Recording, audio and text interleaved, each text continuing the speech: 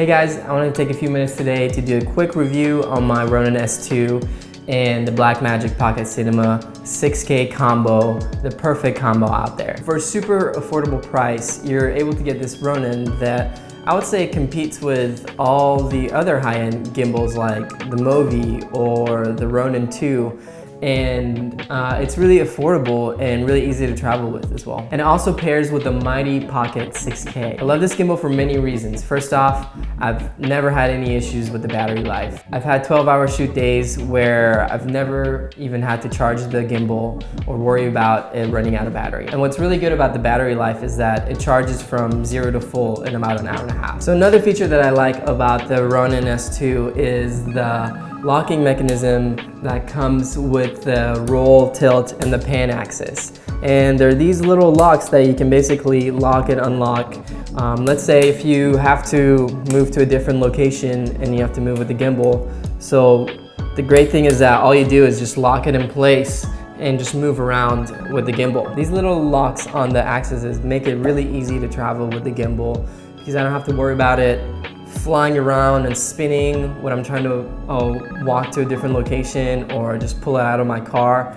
And I've had many instances with the Ronin S, the previous Ronin, where I'm just walking around and it just like spins and hits me in the face, and it was super annoying. But I'm really glad that DJI has made these new tweaks to the Ronin S2. I can't tell you the number of times I've dropped, banged, or scratched the older Ronin because there's a huge camera on it and it's just spinning uncontrollably, and it just always hits stuff, it always bangs stuff. Another feature that I like about the new Ronin is the touchscreen.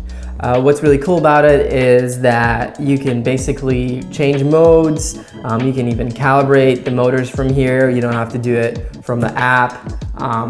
You can change the stiffness of the motors. You can do even a live view mode on it if you have it connected to your camera. And it's just really cool to have a feature like that where I can just touch screen and just change it really quick versus having to find a button or anything like that. Now there's a ton more features that come with this touch screen, like sending a live feed from your camera to this little screen, or even if you needed to do some active tracking, you're able to do that just through the screen.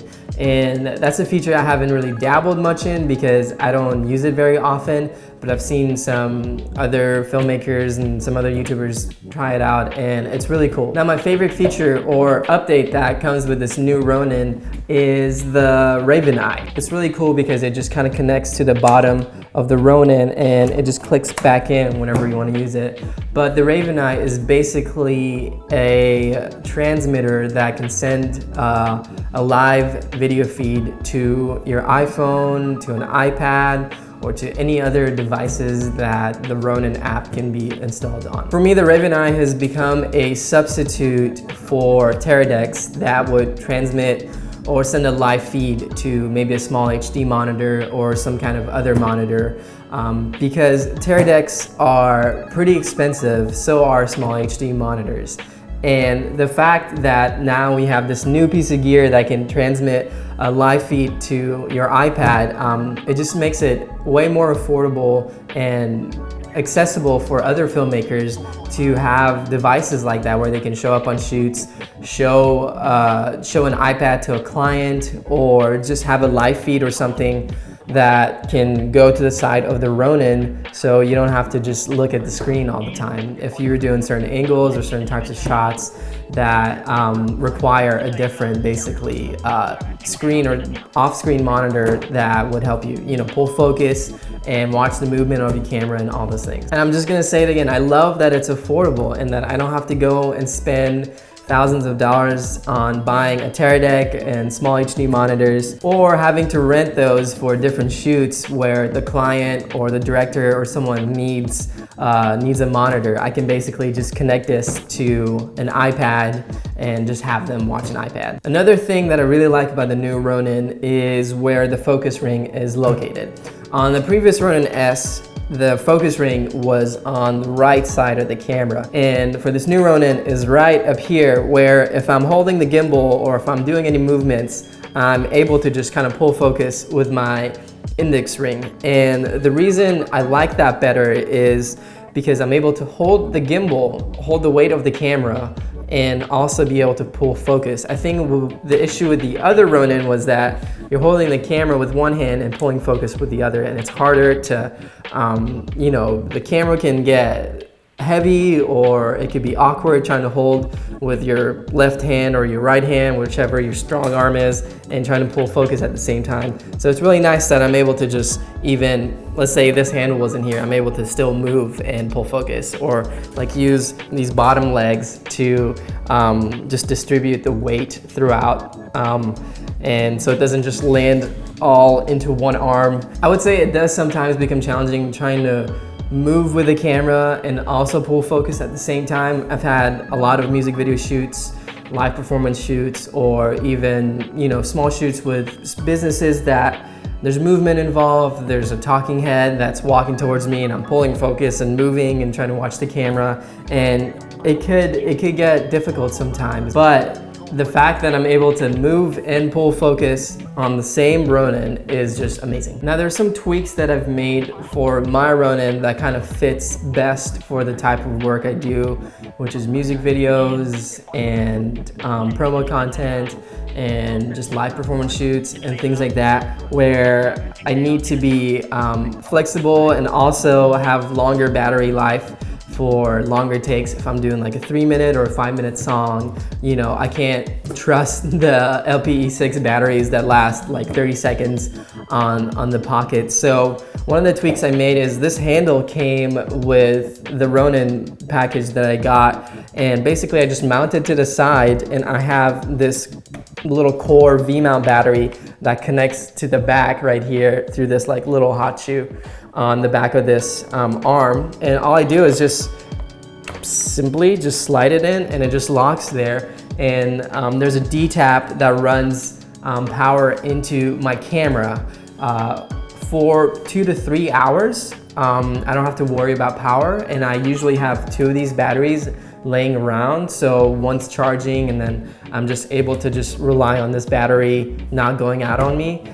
So I love having this back here for the Pocket, and also just a basic like $30 handle that I got from Amazon that goes to the side of the Ronin that helps kind of distribute the weight between 2 arms versus having to focus it all right here in one handle. I just like having just a little bit more flexibility, and also what's good is that you're getting all these little mounts on the handle where you can put a screen or put a mic or anything wireless on this like top bar and the sidebar here that could, you know, help you with some other gear that you need to get on your camera basically. Another thing that I've done is, and this is just based on preference, is that I have my focus ring on the right side of the camera for the Pocket 6K because it is a slightly heavier camera, and when I used to have it on the other side, it would lean too much on the left side when I was trying to balance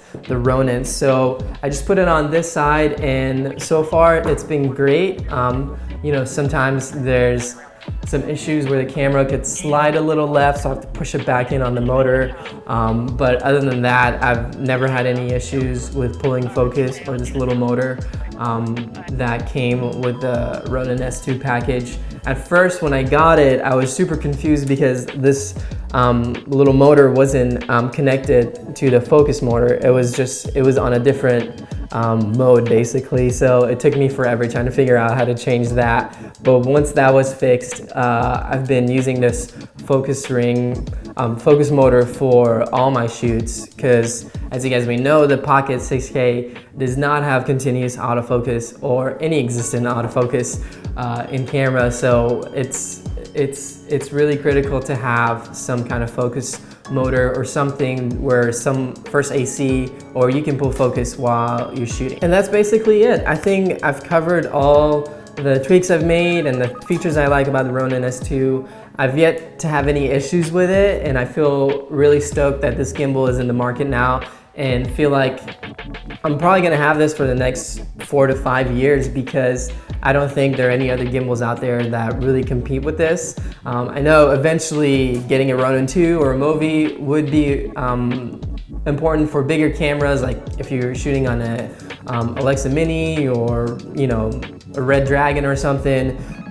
you would need a bigger gimbal but for all the shoots that I've done recently, this has been the perfect setup for me. So if you guys enjoyed watching this video and you're a filmmaker, I have some free filmmaking assets linked down below. If you're interested, check them out. It's completely free, and I hope that they help you in your filmmaking journey. So thanks for taking some time watching this video, and I'll see you guys soon.